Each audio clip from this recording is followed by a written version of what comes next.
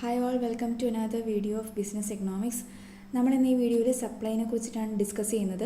എന്താണ് സപ്ലൈനെ എഫക്റ്റ് ചെയ്യുന്ന ഫാക്ടേഴ്സ് എന്തൊക്കെയാണ്, ലോ ഓഫ് സപ്ലൈ എന്താണ്, അതുപോലെ തന്നെ movement on supply curve, shifts in supply curve, then price mechanism. ഇത്ര ടോപ്പിക്സാണ് നമ്മളിന്ന് ഡിസ്കസ് ചെയ്യുന്നത്. ഓക്കെ, പ്രീവിയസ് ക്ലാസ്സിൽ നമ്മൾ ഡിസ്കസ് ചെയ്ത ഡിമാൻഡിനെ കുറിച്ചിട്ടായിരുന്നു. ആ ക്ലാസ് കേൾക്കാത്തവർക്കായിട്ട് അതിൻ്റെ ലിങ്ക് ഞാൻ ഡിസ്ക്രിപ്ഷനിൽ കൊടുത്തിട്ടുണ്ട്. എന്താണ് സപ്ലൈ നോക്കാം. Supply means the quantity of a commodity a firm or a producer is willing to supply at a given price during a given period of time. ഒരു പെർട്ടിക്കുലർ പീരീഡ് ഓഫ് ടൈമിൽ ഒരു particular പ്രൈസിന് ഒരു product ഒരു producer എത്രത്തോളം വിൽക്കാൻ താല്പര്യപ്പെടുന്നുണ്ട്, willing ആവുന്നുണ്ട് എന്നാണ് സപ്ലൈ കൊണ്ട് ഉദ്ദേശിക്കുന്നത്. ഓക്കെ, നമ്മൾ സപ്ലൈനെ കുറിച്ച് പറയുമ്പം എപ്പോഴും നമ്മളൊരു സപ്ലയറായിട്ട് അല്ലെങ്കിൽ ഒരു പ്രൊഡ്യൂസറായിട്ട് വേണം ചിന്തിക്കാൻ വേണ്ടിയിട്ട്. അപ്പോഴാണ് ഈ കൺസെപ്റ്റ് കറക്റ്റായിട്ട് മനസ്സിലാവുക. ഡിമാൻഡിൻ്റെ കേസിൽ നമ്മളൊരു കൺസ്യൂമറായിട്ട് ചിന്തിക്കും, സപ്ലൈയുടെ കേസിൽ നമ്മളൊരു പ്രൊഡ്യൂസറായിട്ട് വേണം ചിന്തിക്കാൻ വേണ്ടിയിട്ട്. അപ്പോൾ സപ്ലൈ എന്ന് പറഞ്ഞാൽ ഇതാണ്, ഒരു പെർട്ടിക്കുലർ പീരീഡ് ഓഫ് ടൈമിൽ ഒരു പെർട്ടിക്കുലർ പ്രൈസിന് ഒരു പ്രൊഡ്യൂസർ അയാളുടെ പ്രൊഡക്ട്സ് എത്രത്തോളം വിൽക്കാൻ താല്പര്യപ്പെടുന്നുണ്ട്, അതിനെയാണ് സപ്ലൈ എന്ന് പറയുന്നത്. ഇനി സപ്ലൈനെ എഫക്റ്റ് ചെയ്യുന്ന ഫാക്ടേഴ്സ് ഉണ്ട്, കുറേ ഫാക്ടേഴ്സ് സപ്ലൈനെ എഫക്റ്റ് ചെയ്യുന്നുണ്ട്. അതിനെ ഡിറ്റർമിനൻസ് ഓഫ് സപ്ലൈ എന്നും കൂടെ പറയും. അതിലൊന്നാമത്തെ ഫാക്ടറാണ് price of the commodity. Price എന്തായാലും സപ്ലൈനെ എഫക്റ്റ് ചെയ്യും അല്ലേ? എങ്ങനെയായിരിക്കും എഫക്റ്റ് ചെയ്യുന്നുണ്ടാവുക? ദാറ്റ് ഈസ് പ്രൈസ്, ഒരു പ്രൊഡക്റ്റിൻ്റെ പ്രൈസ് കൂടുന്നതിനനുസരിച്ചിട്ട് ഒരു പ്രൊഡ്യൂസർ കൂടുതലായിട്ട് വിൽക്കാൻ വേണ്ടി ശ്രമിക്കും. അപ്പം പ്രൈസ് ഇൻക്രീസ് ചെയ്യുമ്പം സപ്ലൈ കൂടും. എന്നാൽ ആ പ്രൊഡക്റ്റിൻ്റെ പ്രൈസ് കുറവാണ്, മാർക്കറ്റിൽ അതിന് തീരെ പ്രൈസ് ഇല്ല എങ്കിൽ ആ പ്രൊഡ്യൂസർ അത് അധികം വിൽക്കാൻ താല്പര്യപ്പെടില്ല. അപ്പോൾ പ്രൈസ് കൂടുമ്പം സപ്ലൈ കൂടും, പ്രൈസ് കുറയുമ്പോൾ സപ്ലൈ കുറയും. ഇതാണ് പ്രൈസ് എങ്ങനെയാണ് സപ്ലൈനെ എഫക്റ്റ് ചെയ്യുക എന്നുള്ളത്. Next another factor cost of പ്രൊഡക്ഷനാണ്. കോസ്റ്റ് ഓഫ് പ്രൊഡക്ഷൻ എന്ന് പറഞ്ഞാൽ എന്താ? ആ പ്രൊഡ്യൂസർക്ക് ആ പെർട്ടിക്കുലർ പ്രൊഡക്റ്റ് പ്രൊഡ്യൂസ് ചെയ്യാൻ വേണ്ടിയിട്ട് വന്നിട്ടുള്ള ആകെ ചിലവ് അല്ലേ, ടോട്ടൽ കോസ്റ്റ്, അതിനാണ് കോസ്റ്റ് ഓഫ് പ്രൊഡക്ഷൻ എന്ന് പറയും. അപ്പോൾ എന്തൊക്കെയുണ്ടാവും? റോ മെറ്റീരിയൽസ് ഉണ്ടാവും, അതുപോലെ തന്നെ അതിന് വേണ്ടി യൂസ് ചെയ്തിട്ടുള്ള മെഷീനറീസിൻ്റെ എക്സ്പെൻസസ് ഉണ്ടാവും. അങ്ങനെ എല്ലാ എക്സ്പെൻസസും കൂടെ കൂട്ടി ടോട്ടൽ കോസ്റ്റ് ഓഫ് പ്രൊഡക്ഷൻ. അപ്പം കോസ്റ്റ് ഓഫ് പ്രൊഡക്ഷൻ കൂടുതലാണെങ്കിൽ, ഒരു പ്രൊഡക്റ്റിൻ്റെ കോസ്റ്റ് ഓഫ് പ്രൊഡക്ഷൻ വളരെയധികം കൂടിക്കൊണ്ടിരിക്കുകയാണെങ്കിൽ ആ പ്രൊഡക്റ്റിൻ്റെ സപ്ലൈ കുറവായിരിക്കും. നേരെ തിരിച്ച് കോസ്റ്റ് ഓഫ് പ്രൊഡക്ഷനൊക്കെ വളരെ കുറവാണ്, ചീപ്പായിട്ട് പ്രൊഡക്റ്റ് പ്രൊഡ്യൂസ് ചെയ്യാൻ കഴിയുന്നുണ്ടെങ്കിൽ ആ പ്രൊഡ്യൂസർ കൂടുതൽ വിൽക്കാൻ വേണ്ടിയിട്ട് വില്ലിംഗ് ആവും. അപ്പോൾ കോസ്റ്റ് ഓഫ് പ്രൊഡക്ഷൻ കൂടുമ്പോൾ സപ്ലൈ കുറയും, കോസ്റ്റ് ഓഫ് പ്രൊഡക്ഷൻ കുറയുമ്പോൾ സപ്ലൈ കൂടും. നെക്സ്റ്റ് ഒന്നാണ് price of related goods. Related goods ഒരു കമ്മോഡിറ്റിയോട് റിലേറ്റ് ചെയ്തിരിക്കുന്ന മറ്റൊരു കമ്മോഡിറ്റി. സപ്ലൈയുടെ കേസിലും കൂടുതലായിട്ടും സബ്സ്റ്റിറ്റ്യൂട്ട് ഗുഡ്സിനെയാണ് അഫക്റ്റ് ചെയ്യുന്നത്. ഓക്കെ, സബ്സ്റ്റിറ്റ്യൂട്ട് ഗുഡ്സ് എന്ന് പറഞ്ഞാൽ ഒരു കമ്മോഡിറ്റിക്ക് പകരമായിട്ട് നമുക്ക് മറ്റൊന്ന് ഉപയോഗിക്കാൻ വേണ്ടി കഴിയുമെങ്കിൽ അതിനെയാണ് സബ്സ്റ്റിറ്റ്യൂട്ട് ഗുഡ്സ് എന്ന് പറയുന്നത്. ടീ ആൻഡ് കോഫി ഒരു എക്സാമ്പിളാണ്. ഓക്കെ, അപ്പം if the price of a substitute goods goes up, the producer will increase the supply of the commodity. നമ്മുടെ അടുത്തൊരു പ്രൊഡക്റ്റ് ഉണ്ട്, അതിന് സബ്സ്റ്റിറ്റ്യൂട്ടായിട്ട് മറ്റൊരു പ്രൊഡക്റ്റും പ്രൊഡ്യൂസ് ചെയ്യുന്ന ആൾക്കാരുണ്ട്. ഓക്കെ, അപ്പം ആ സബ്സ്റ്റിറ്റ്യൂട്ട് ഗുഡ്സിൻ്റെ പ്രൈസ് കൂടുകയാണെങ്കിൽ അപ്പോൾ ഓട്ടോമാറ്റിക്കായിട്ട് നമുക്ക് അറിയാം എന്താണ്, നമ്മുടെ പ്രൊഡക്റ്റിന് ഡിമാൻഡ് കൂടാൻ ചാൻസ് ഉണ്ട്, ആൾക്കാർ കൂടുതൽ വാങ്ങും. സപ്ലൈ കൂടിയിട്ടുണ്ടെങ്കിൽ എന്തായാലും ആൾക്കാർ കൂടുതൽ വാങ്ങും. അപ്പോൾ എന്ത് ചെയ്യും? സപ്ലയർ ആ കമ്മോഡിറ്റി കൂടുതലായിട്ട് സപ്ലൈ ചെയ്യും. So price of the substitute goods increase ചെയ്യുമ്പം നമ്മുടെ പ്രൊഡക്റ്റിൻ്റെ അല്ലെങ്കിൽ ഈ പ്രൊഡ്യൂസറിൻ്റെ പ്രൊഡക്റ്റിൻ്റെ സപ്ലൈ കൂട്ടും. അതുപോലെ തന്നെ സബ്സ്റ്റിറ്റ്യൂട്ട് ഗുഡ്സിൻ്റെ പ്രൈസ് കുറയുമ്പോൾ ഈ കമ്മോഡിറ്റിയുടെ സപ്ലൈയും കുറയും. ഓക്കെ, അതാണ് price of related goods. Next ഒന്നാണ് ടെക്നോളജി. ഓക്കെ, ടെക്നോളജി എന്ന് പറഞ്ഞുകൊണ്ട് ഉദ്ദേശിക്കുന്നത് ആ പ്രൊഡക്റ്റ് പ്രൊഡ്യൂസ് ചെയ്യാൻ വേണ്ടി എങ്ങനെയാണ് പ്രൊഡ്യൂസ് ചെയ്യുന്നതിൻ്റെ മെത്തേഡ്, അതിനെയാണ് ടെക്നോളജി കൊണ്ട് ഉദ്ദേശിക്കുന്നത്. ഓക്കെ, അപ്പോൾ ഓൾറെഡി ഉള്ള ടെക്നോളജിയിൽ നിന്ന് എന്തെങ്കിലും ഒരു ഇമ്പ്രൂവ്മെൻറ്റ് ഇൻ ടെക്നോളജി നടക്കുവാണെങ്കിൽ അതുകൊണ്ട് ഉദ്ദേശിക്കുന്നത് പ്രൊഡക്ഷൻ കുറച്ചുകൂടി ഈസി ആയിരിക്കും, പ്രൊഡക്ഷൻ്റെ കോസ്റ്റൊക്കെ കുറവായിരിക്കും. അങ്ങനെ ഒരു ഇമ്പ്രൂവ്ഡ് ആയിട്ടുള്ള ടെക്നോളജി അവൈലബിൾ ആണെങ്കിൽ അത് റിസൾട്ട് ചെയ്യുക ഇൻക്രീസ് ഇൻ സപ്ലൈയിലായിരിക്കും, സപ്ലൈ കൂടും. അനദർ ഫാക്ടറാണ് ഗവൺമെൻറ് പോളിസി. ഗവൺമെൻറ് പോളിസി എന്ന് പറയുമ്പോൾ ഗവൺമെൻറ് ഒരു പ്രൊഡ്യൂസറുടെ മേൽ ഇമ്പോസ് ചെയ്യുന്ന ടാക്സസ് ഉണ്ടാവാം, അങ്ങനത്തെ കുറേ കാര്യങ്ങളുണ്ടാവും, റൂൾസ് ആൻഡ് റെഗുലേഷൻസ് ഉണ്ടാവും. സോ അത് സപ്ലൈനെ എഫക്റ്റ് ചെയ്യും. If the government imposes heavy tax on the production of the commodity it supply will decrease. ഒരു ഗവൺമെൻറ് ഒരു പ്രൊഡക്റ്റിൻ്റെ മുകളിൽ ടാക്സുകളൊക്കെ കൂട്ടി ഹെവി ടാക്സ് ഒക്കെ ഇമ്പോസ് ചെയ്യുകയാണെങ്കിൽ അതിൻ്റെ സപ്ലൈ കുറയും. അതേസമയം ഗവൺമെൻറ് കുറേ ടാക്സ് കൺസെഷൻസ്, കുറേ അഡ്വാൻറ്റേജസ് ആ പ്രൊഡക്റ്റിന് വേണ്ടിയിട്ട് കൊടുക്കുകയാണെങ്കിൽ അങ്ങനെയുള്ള പ്രൊഡക്റ്റിൻ്റെ സപ്ലൈ കൂടും.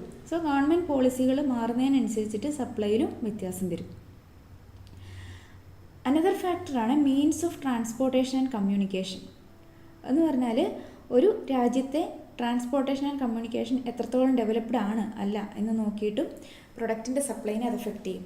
ഇപ്പം നല്ല എന്താ പറയുക, ഏറ്റവും അഡ്വാൻസ്ഡ് ട്രാൻസ്പോർട്ടേഷൻ കമ്മ്യൂണിക്കേഷൻ ഫെസിലിറ്റീസ് ഉള്ള രാജ്യങ്ങളൊക്കെ ആണെങ്കിൽ ഒരു പ്രൊഡക്റ്റിൻ്റെ ഒരു ഏരിയയിൽ സപ്ലൈ കൂടുതലാണ്, ഇവിടെ ഇത്രയും സപ്ലൈയുടെ ആവശ്യമില്ല, ആൾക്കാർ അതിനനുസരിച്ച് വാങ്ങാനില്ല എന്ന് കണ്ടാൽ അവർക്ക് പെട്ടെന്ന് തന്നെ ആ ഏരിയ മാറ്റി പിടിക്കാം, അല്ലേ?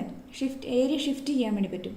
സോ അങ്ങനെ ഈസി ആയിട്ട് അവരുടെ സപ്ലൈ ചേഞ്ച് ചെയ്യാൻ വേണ്ടിയിട്ട് സാധിക്കും. നെക്സ്റ്റ് ഒന്നാണ് പ്രൈസ് എക്സ്പെക്റ്റേഷൻ. പ്രൈസ് എക്സ്പെക്റ്റേഷൻ എന്ന് പറഞ്ഞാൽ ഫ്യൂച്ചറിൽ പ്രൈസിന് എന്ത് സംഭവിക്കുമെന്ന് പ്രൊഡ്യൂസർ ഇപ്പോഴേ എന്താ പറയുക അനലൈസ് ചെയ്ത് കണ്ടുപിടിക്കുന്നതാണ്. അപ്പം പ്രൊഡ്യൂസർ ഫ്യൂച്ചറിലൊരു പ്രൈസ് റൈസ് അല്ലെങ്കിൽ പ്രൈസ് ഇൻക്രീസ് ആണ് പ്രതീക്ഷിക്കുന്നതെങ്കിൽ നെക്സ്റ്റ് മന്തിൽ എൻ്റെ പ്രൊഡക്റ്റിന് പ്രൈസ് കൂടാൻ ചാൻസ് ഉണ്ട് എന്ന് കണ്ടാൽ ആ പ്രൊഡ്യൂസർ ഇപ്പോൾ ഒരിക്കലും അത് വിൽക്കില്ല. നെക്സ്റ്റ് മന്തിലേക്ക് പ്രൊഡ്യൂസ് ചെയ്യുന്ന സാധനങ്ങളൊക്കെ വിൽക്കാൻ വേണ്ടിയിട്ട് വെക്കുള്ളൂ. അപ്പം കറണ്ട് സപ്ലൈ കുറയും, ഫ്യൂച്ചറിലായിരിക്കും സപ്ലൈ കൂടുക.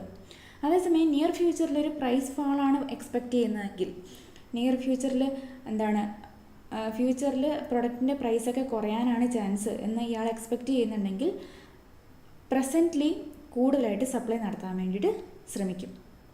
ഓക്കെ, നെക്സ്റ്റ് വണ്ണാണ് എഗ്രിമെൻ്റ് എമംഗ് പ്രൊഡ്യൂസേഴ്സ്. പ്രൊഡ്യൂസേഴ്സിൻ്റെ ഉള്ളിൽ പ്രൊഡ്യൂസേഴ്സ് എല്ലാം കൂടി ചിലപ്പം എഗ്രിമെൻ്റ് എഴുതും. ഈ മന്ത് ഇത്ര സെയിൽസ് നടത്തിയാൽ മതി, നെക്സ്റ്റ് മന്ത് നമുക്ക് കൂടുതലായിട്ട് സെയിൽസ് നടത്താം. അങ്ങനെയുള്ള അഗ്രിമെൻ്റൊക്കെ ഉണ്ടെങ്കിൽ അതും സപ്ലൈനെ അഫക്റ്റ് ചെയ്യും. നെക്സ്റ്റ് ഫാക്ടറാണ് നാച്ചുറൽ ഫാക്ടേഴ്സ്. നാച്ചുറൽ ഫാക്ടേഴ്സ് സപ്ലയർക്ക് കൺട്രോൾ ചെയ്യാനോ ആർക്കോ കൺട്രോൾ ചെയ്യാൻ പറ്റുന്ന ഫാക്ടേഴ്സൊന്നുമല്ല. അത് climate, rain, fertility of land, irrigation facilities, ഇതിനൊക്കെ ബേസ് ചെയ്തിട്ട് നാച്ചുറൽ ഫാക്ടേഴ്സിനനുസരിച്ചിട്ടും സപ്ലൈയിൽ വ്യത്യാസം വരാം. അപ്പോൾ നാച്ചുറൽ ഫാക്ടേഴ്സും സപ്ലൈനെ അഫക്റ്റ് ചെയ്യുന്നുണ്ട്. ഇതൊക്കെയാണ് സപ്ലൈനെ അഫക്റ്റ് ചെയ്യുന്ന ഫാക്ടേഴ്സ്. അതിനെ ഡിറ്റർമിനൻസ് ഓഫ് സപ്ലൈ എന്നുകൂടെ പറയും. നെക്സ്റ്റ് ലോ ഓഫ് സപ്ലൈ ആണ്. Marshall stated the law of supply as other things remaining constant more is offered for sale at higher prices than at lower prices. Doctor Alfred മാർഷലാണ് law of supply state ചെയ്തിട്ടുള്ളത്. അതിൽ പറയുന്നത് എങ്ങനെയാണ്, price കൂടുതലായിരിക്കുന്ന സമയത്ത് കൂടുതൽ sales നടത്തും, കുറവായിരിക്കുന്ന സമയത്ത് കുറച്ച് സെയിൽസ് ആയിരിക്കും നടക്കുക. ഒരു പ്രൊഡക്റ്റിൻ്റെ പ്രൈസ് കൂടുമ്പോൾ സപ്ലൈ കൂടും, പ്രൈസ് കുറയുമ്പം സപ്ലൈ കുറയും. There is a positive relation between price and supply of products. Okay, അതാണ് ലോ ഓഫ് സപ്ലൈ പറയുന്നത്. ദെൻ ലോ ഓഫ് സപ്ലൈക്ക് കുറച്ച് അസംഷൻസ് ഉണ്ട്, സർട്ടൻ കണ്ടീഷൻസ് ഉണ്ട്. അതായത് ഈ അസംഷൻസ് ഒക്കെ ഇങ്ങനെയാണെങ്കിൽ മാത്രമാണ് ഈ ലോ ഓഫ് സപ്ലൈ ഇതുപോലെ വർക്ക് ആവുള്ളൂ. അതായത് പ്രൈസ് കൂടുമ്പം കൂടുതൽ സപ്ലൈ നടത്തും, പ്രൈസ് കുറയുമ്പം കുറച്ച് സപ്ലൈ നടക്കും എന്ന് പറയുന്ന ആ ഒരു ലോ നടക്കണമെങ്കിൽ ഈ അസംഷൻസ് ഒക്കെ ഇങ്ങനെ ഉണ്ടാവണം. അപ്പോൾ അതെന്തൊക്കെയാണെന്ന് നമുക്ക് നോക്കാം. First one, there is no change in income of the buyers and sellers. വാങ്ങുന്ന ആൾക്കാരുടെ ബയേഴ്സിൻ്റെ ഇൻകത്തിൽ, ബയേഴ്സിൻ്റെയും സെല്ലേഴ്സിൻ്റെ ഇൻകത്തിൽ ചേഞ്ചസ് ഒന്നും വരുന്നില്ല. Next one, there is no change in the level of technology. Produce ചെയ്യാൻ വേണ്ടി യൂസ് ചെയ്ത ലെവൽ ഓഫ് ടെക്നോളജിയിൽ മാറ്റങ്ങളൊന്നും വരുന്നില്ല. Then there is no change in the prices of related goods. ആ പെർട്ടിക്കുലർ പ്രൊഡക്റ്റിൻ്റെ റിലേറ്റഡ് ആയ ഗുഡ്സിൻ്റെ പ്രൈസസിലൊന്നും വ്യത്യാസം വരുന്നില്ല. Then the price of factors of production remains unchanged. Factors of പ്രൊഡക്ഷൻ്റെ പ്രൈസ് അൺചേഞ്ച്ഡ് ആണ്, ചേഞ്ച് ആവുന്നില്ല, സെയിം തന്നെയായിട്ട് നിൽക്കുകയാണ്. നെക്സ്റ്റ് വൺ ആണ്, production is subject to law of constant returns. ആ പ്രൊഡക്ഷൻ ലോ ഓഫ് കോൺസ്റ്റൻറ്റ് റിട്ടേൺസിനെ ബേസ് ചെയ്തിട്ടാണ്. ലോ ഓഫ് കോൺസ്റ്റൻറ്റ് റിട്ടേൺസ് എന്ന് പറഞ്ഞാൽ എന്താണ്, എത്രത്തോളം ഇൻപുട്ടാണോ കൊടുക്കുന്നത് അതിനനുസരിച്ച് തന്നെ ആയിരിക്കും റിട്ടേൺസ് കിട്ടുക. ഓക്കെ, ഇൻപുട്ട് കൊടുക്കുന്ന അതേ പ്രൊപ്പോർഷനിൽ തന്നെ റിട്ടേണും കിട്ടും. അതിനെയാണ് ലോ ഓഫ് കോൺസ്റ്റൻറ്റ് റിട്ടേൺസ് എന്ന് പറയുന്നത്. അപ്പം ഈ പ്രൊഡക്ഷൻ പ്രോസസ്സെല്ലാം അത് ബേസ് ചെയ്തിട്ടുള്ളതാണ്. ഇങ്ങനെയുള്ള കുറേ അസംഷൻസിൻ്റെ ബേസിലാണ് ഈ ലോ ഓഫ് സപ്ലൈ പറഞ്ഞിട്ടുള്ളത്. ഇനി ഈ ലോ ഓഫ് സപ്ലൈ എക്സ്പ്ലെയിൻ ചെയ്യാൻ വേണ്ടിയിട്ട് സപ്ലൈ ഷെഡ്യൂളും സപ്ലൈ കർവും നമ്മൾ യൂസ് ചെയ്യാറുണ്ട്. ദെൻ എന്താണ് supply schedule? A supply schedule is A tabular presentation of information relating to price and quantity supplied of a commodity. ഒരു particular commodity എത്രത്തോളം സെയിൽസ് നടത്തി, അതിൻ്റെ price change ചെയ്യുന്നതിനനുസരിച്ചിട്ട് അതിൻ്റെ സെയിൽസിൽ എത്രത്തോളം വ്യത്യാസം വരുന്നുണ്ടെന്ന് ഒരു ടാബ്ലർ പ്രസൻറ്റേഷൻ, ഒരു ടേബിളായിട്ട് കാണിക്കുമ്പോൾ അതിനെ നമ്മൾ ഒരു സപ്ലൈ ഷെഡ്യൂൾ എന്ന് പറയും. It is a schedule of different quantities of a good which a producer or a seller is willing to supply at different price levels of that good. ആ ഒരു കമ്മോഡിറ്റിയുടെ പ്രൈസിൻ്റെ different price levels, price പല പ്രൈസായിട്ട് മാറുന്ന സമയത്ത് ഒരു producer അത് എത്രത്തോളം വിൽക്കാൻ വേണ്ടി വില്ലിങ് ആവുന്നുണ്ടെന്ന് ആണ് ഈ സപ്ലൈ ഷെഡ്യൂളിൻ്റെ അകത്ത് നമുക്ക് കാണിക്കുക. ഇനി സപ്ലൈ ഷെഡ്യൂൾ തന്നെ രണ്ട് തരത്തിലുണ്ട്, individual supply schedule and market supply schedule. എന്താണ് individual supply schedule? An individual supply schedule is a list of various quantities of a commodity which are offered for sale by an individual supplier or a seller at different prices. ഒരു individual supplier അല്ലെങ്കിൽ ഒരു individual seller പ്രൊഡക്റ്റിൻ്റെ പല price ലെവൽസിൽ എത്രത്തോളം കമ്മോഡിറ്റികൾ വിൽക്കുന്നുണ്ട് എന്ന് കാണിക്കുന്ന ഷെഡ്യൂളിനെയാണ് individual supply schedule എന്ന് പറയുന്നത്. ഒരൊറ്റ ഇൻഡിവിജ്വലിൻ്റെ മാത്രം data കാണിക്കുന്നതായിരിക്കും. Then market supply schedule shows how much quantity is supplied by all suppliers or sellers in the market at different price levels.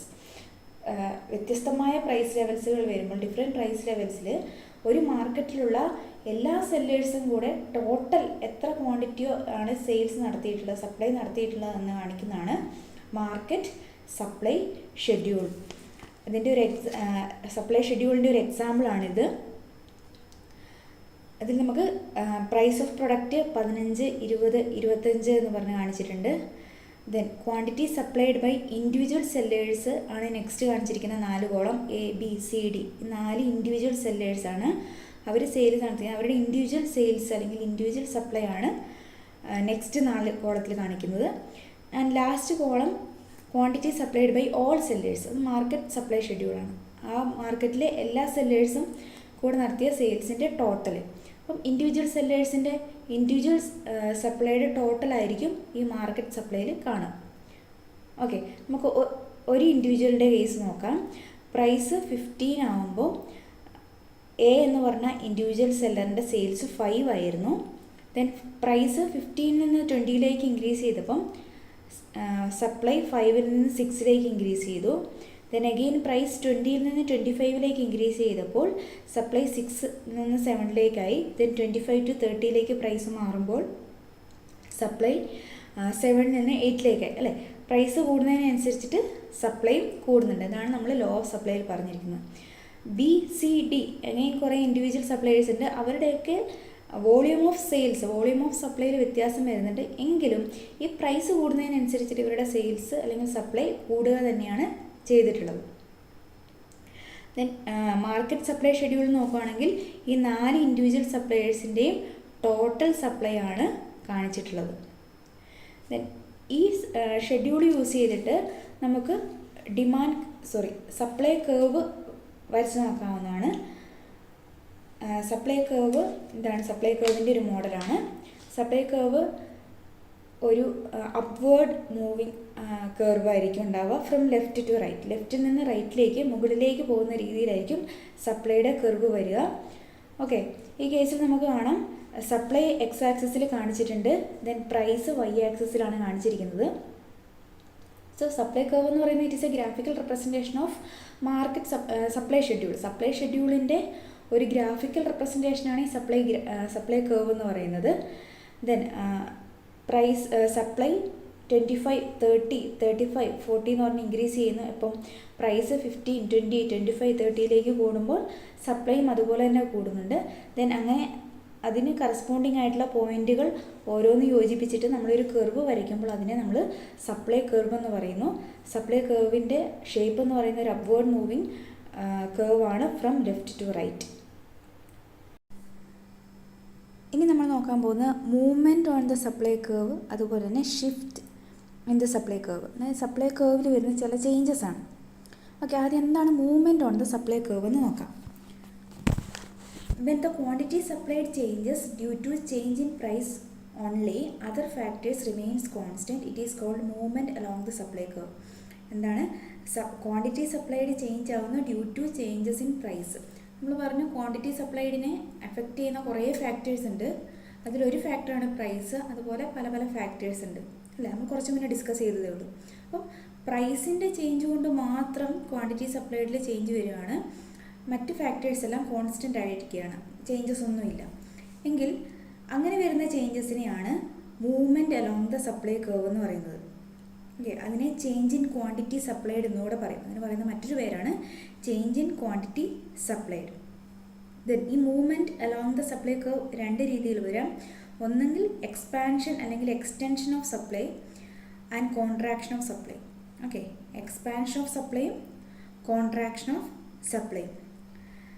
Price കൂടുമ്പോൾ ക്വാണ്ടിറ്റി സപ്ലൈഡ് കൂടുന്ന ആ ഒരു സിറ്റുവേഷനെയാണ് നമ്മൾ എക്സ്പാൻഷൻ ഓഫ് സപ്ലൈ, സപ്ലൈ കൂടുകയാണല്ലോ, സപ്ലൈ എക്സ്പാൻഡ് ചെയ്യണം, expansion of quantity supplied എന്ന് പറയുന്നത്. അതേസമയം പ്രൈസ് കുറയുമ്പം, ആ കമ്മോഡിറ്റിയുടെ പ്രൈസ് കുറയുമ്പോൾ ക്വാണ്ടിറ്റി സപ്ലൈഡ് കുറയുന്ന സിറ്റുവേഷനെയാണ് കോൺട്രാക്ഷൻ ഓഫ് സപ്ലൈ എന്ന് പറയുന്നത്. ദെൻ ഈ എക്സ്പാൻഷൻ നടക്കുമ്പോൾ സപ്ലൈ കർവ് മുകളിലേക്ക് മൂവ് ചെയ്യും, അപ്വേർഡ് മൂവ്മെൻ്റ് ഉണ്ടാവും. ദെൻ കോൺട്രാക്ഷൻ ആണെങ്കിൽ സപ്ലൈ കർവ് ഡൗൺവേർഡ് മൂവ് ആവും. ഓക്കെ, അപ്പം മൂവ്മെൻറ്റ് രണ്ട് ടൈപ്പ് ഉണ്ട്, അപ്വേർഡ് മൂവ്മെൻറ്റും ഉണ്ട്, ഡൗൺവേർഡ് മൂവ്മെൻറ്റും ഉണ്ട്.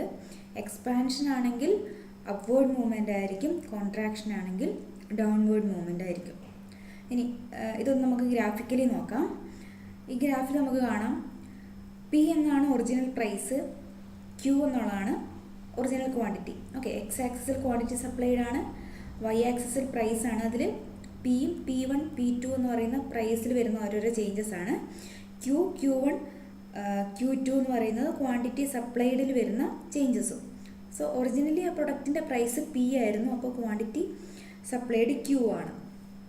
ദെൻ പിയിൽ നിന്ന് P1ലേക്ക് പ്രൈസ് ഇൻക്രീസ് ചെയ്തപ്പം ക്വാണ്ടിറ്റി സപ്ലൈഡ് ക്യൂവിൽ നിന്ന് Q1ലേക്ക് ഇൻക്രീസ് ചെയ്തു.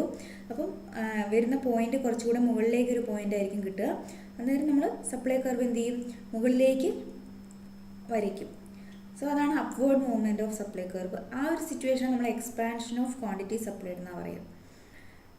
നെക്സ്റ്റ് സിറ്റുവേഷനിൽ പ്രൈസ് പിയിൽ നിന്ന് P2ലേക്ക് കുറഞ്ഞു, അപ്പോൾ ക്വാണ്ടിറ്റി സപ്ലൈഡ് ക്യൂവിൽ നിന്ന് Q2ലേക്കും കുറഞ്ഞു. അപ്പോൾ വരുന്ന പോയിന്റ് കുറച്ചുകൂടെ താഴേക്കായിരിക്കും വരിക പോയിന്റ്. ദെൻ സപ്ലൈ കർവ് നമ്മൾ താഴേക്ക് വരയ്ക്കും. ഈ ഒരു സിറ്റുവേഷനാണ് കോൺട്രാക്ഷൻ ഓഫ് ക്വാണ്ടിറ്റി സപ്ലൈഡ് അല്ലെങ്കിൽ കോൺട്രാക്ഷൻ ഓഫ് സപ്ലൈ എന്ന് പറയുന്നത്.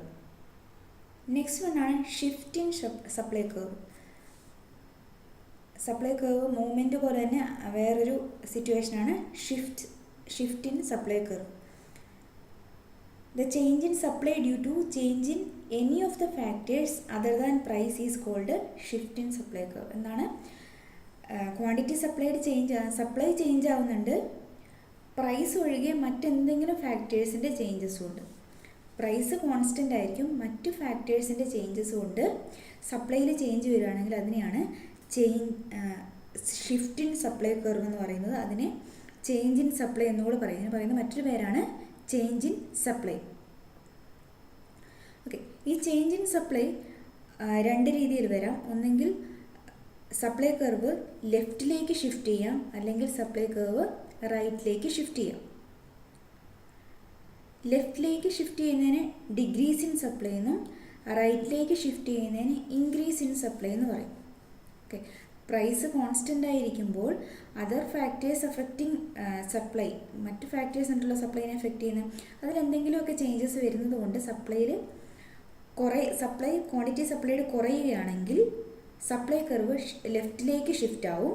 അതിനെ ഡിഗ്രീസ് ഇൻ ക്വാണ്ടിറ്റി സപ്ലൈ എന്ന് പറയും, ഡിഗ്രീസ് ഇൻ സപ്ലൈ എന്ന് പറയും. അതേസമയം ക്വാണ്ടിറ്റി സപ്ലൈഡ് കൂടുകയാണെങ്കിൽ, ഇൻക്രീസ് ചെയ്യുകയാണെങ്കിൽ സപ്ലൈ കർവ് റൈറ്റിലേക്ക് ഷിഫ്റ്റ് ചെയ്യും, അതിനെ ഇൻക്രീസ് ഇൻ സപ്ലൈ എന്നൂടെ പറയും. ഓക്കെ, നമുക്കിത് ഗ്രാഫിലൊന്ന് നോക്കാം. ഈ ഗ്രാഫിൽ നമുക്ക് നോക്കുമ്പോൾ കാണാം എക്സ് ആക്സിസിൽ ക്വാണ്ടിറ്റി സപ്ലൈഡ് ഉണ്ട്, വൈ ആക്സിസിൽ പ്രൈസ് ഉണ്ട്. പ്രൈസിന് ഒരൊറ്റ പോയിന്റ് മാത്രമേ, പി എന്ന് പറഞ്ഞൊരു ഒറ്റ പോയിന്റേ കൊടുത്തുള്ളൂ. കാരണം എന്താണ്, പ്രൈസ് ചേഞ്ച് ആവുന്നില്ല, പ്രൈസ് കോൺസ്റ്റൻ്റ് തന്നെയാണ്. പക്ഷേ മറ്റ് ഫാക്ടേഴ്സിൻ്റെ ചേഞ്ചസ് കൊണ്ട് സപ്ലൈയിൽ ചേഞ്ചസ് വരുന്നു. അപ്പോൾ ക്വാണ്ടിറ്റി ക്യൂ ആണ്. ദെൻ ക്യൂവിൽ നിന്ന് Q1ലേക്ക് ക്വാണ്ടിറ്റി സപ്ലൈഡ് ഇൻക്രീസ് ചെയ്യുമ്പോൾ എന്ത് ചെയ്യും, supply curve, original supply curve SS എന്ന് പറയുന്ന ഒരു സപ്ലൈ കർവ് ആയിരുന്നു ഉണ്ടായിരുന്നത്. അത് S1 റൈറ്റിലേക്ക് ഷിഫ്റ്റ് ചെയ്യും.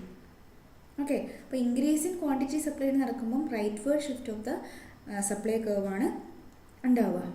അതേസമയം ക്വാണ്ടിറ്റി സപ്ലൈഡ് Qയിൽ നിന്ന് Q2ലേക്ക് കുറഞ്ഞപ്പോൾ സപ്ലൈ കർവ് S2 എന്ന് പറഞ്ഞ ലെഫ്റ്റിൽ പുതിയൊരു സപ്ലൈ കർവ് ക്രിയേറ്റ് ചെയ്തിരിക്കുകയാണ്.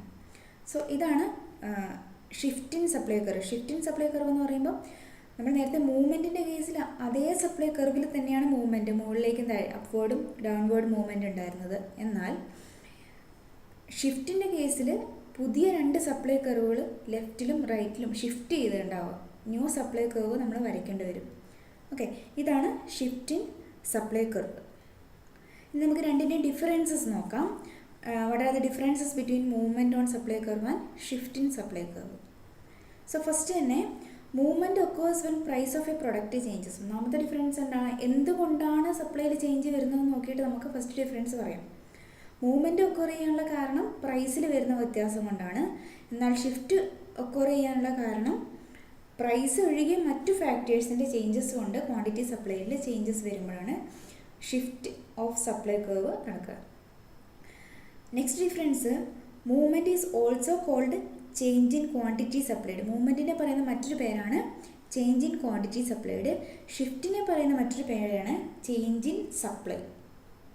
ഓക്കെ, ചേഞ്ച് ഇൻ ക്വാണ്ടിറ്റി സപ്ലൈയുടെ എക്സ്പാൻഷനും കോൺട്രാക്ഷനും ആണുള്ളത്. ഷിഫ്റ്റ് ആണെങ്കിൽ ഇൻക്രീസും ഡിക്രീസും ആണുള്ളത്. Next difference, movement may be upward or downward. Movement of supply curve upward അല്ലെങ്കിൽ ഡൗൺവേർഡ് ആണ് ഉണ്ടാവുക. Shift rightward or leftward. Shift എന്ന് പറയുമ്പോൾ അത് ഒന്നുകിൽ റൈറ്റിലേക്കായിരിക്കും അല്ലെങ്കിൽ ലെഫ്റ്റിലേക്കായിരിക്കും അതിൻ്റെ movement. Next, movement is always along the same supply curve. Movement എന്ന് പറയുന്നത് പുതിയൊരു സപ്ലൈ കർവ് ഒന്നും നമ്മൾ വരയ്ക്കേണ്ടി വരുന്നില്ല, അതേ സപ്ലൈ കർവിൽ തന്നെ ആയിരിക്കും മൂവ്മെൻറ്റ് നടക്കുക. എന്നാൽ ഷിഫ്റ്റിൻ്റെ കേസിൽ പുതിയ സപ്ലൈ കർവ് വരയ്ക്കേണ്ട സിറ്റുവേഷനാണ് ഉണ്ടാവുക. ലെഫ്റ്റിലും റൈറ്റിലുമായിട്ട് പുതിയ സപ്ലൈ കർവ് വരയ്ക്കും.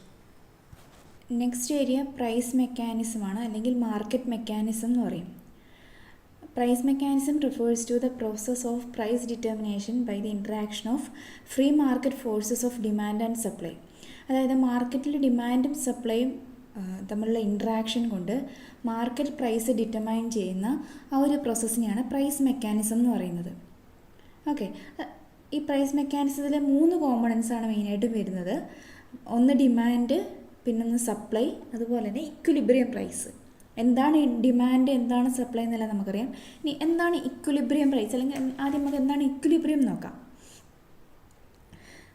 The word equilibrium has been derived from 2 Latin words, namely acquis and libra. Acquis and libra എന്ന 2 ലാറ്റിൻ വേർഡിൽ നിന്നാണ് ഇക്വിലിബ്രിയം എന്ന് പറഞ്ഞ വേർഡ് ഫോം ചെയ്തിരിക്കുന്നത്.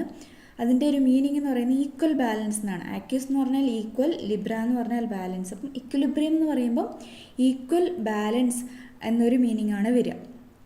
ഓക്കെ, സോ ഇക്വിലിബ്രിയം എന്ന് പറഞ്ഞാൽ അപ്പം ഈ മാർക്കറ്റ് ഇക്വിലിബ്രിയം അല്ലെങ്കിൽ മാർക്കറ്റ് മെക്കാനിസത്തിൻ്റെ കേസിൽ ഇപ്പോൾ ഡിമാൻഡും സപ്ലൈയും തമ്മിലുള്ള ഒരു ഈക്വൽ ബാലൻസ്, അതിനെയാണ് ഇക്വിലിബ്രിയം എന്ന് ഇവിടെ ഉദ്ദേശിക്കുന്നത്. Okay, equilibrium is a situation in which market supply and demand balance each other and as a result prices become stable. Market ഡിമാൻഡും സപ്ലൈയും ബാലൻസ് ചെയ്ത് ഒരു സ്റ്റേബിൾ ആയിട്ടുള്ള അല്ലെങ്കിൽ ഒരു പെർട്ടിക്കുലർ പ്രൈസ് ഫിക്സ് ചെയ്യുന്ന ആ ഒരു പ്രോസസ്സിനെയാണ്, അല്ലെങ്കിൽ ആ ഒരു പ്രൈസ് ഫിക്സ് ചെയ്യുന്നതിനെയാണ് ഇക്വിലിബ്രിയം എന്ന് പറയുന്നത്.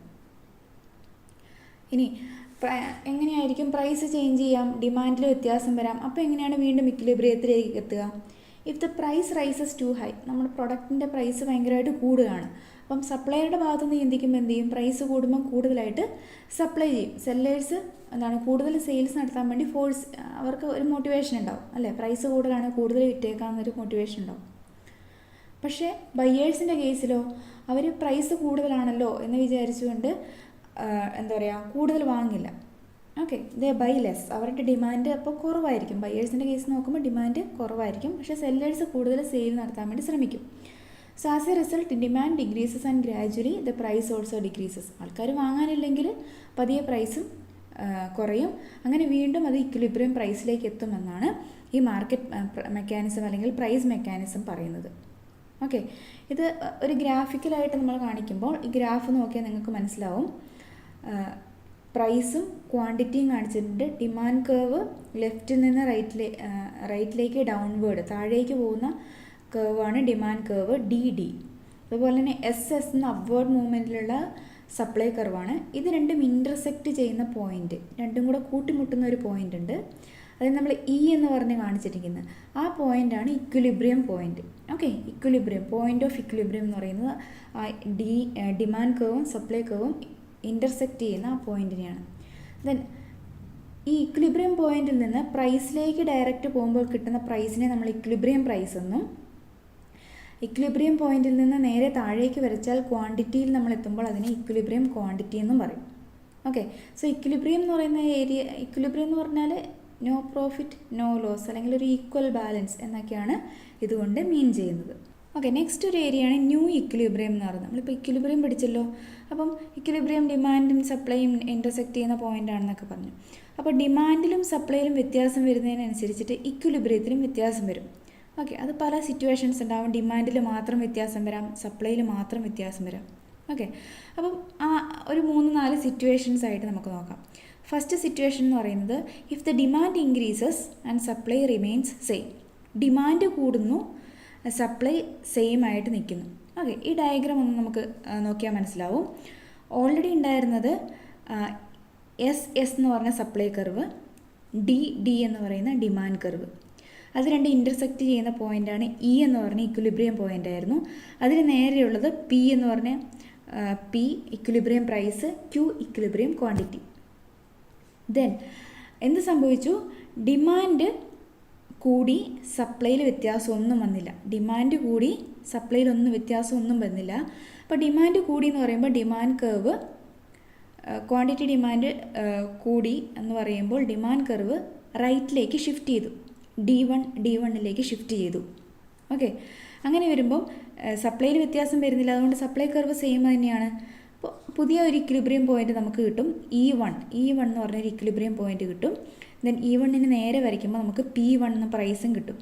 സോ സപ്ലൈയിൽ ചേഞ്ച് വരാതെ ഡിമാൻഡ് കൂടുമ്പോൾ പ്രൈസും കൂടും. ഓക്കെ, Pയിലുണ്ടായിരുന്ന പ്രൈസ് എന്ത് ചെയ്തു?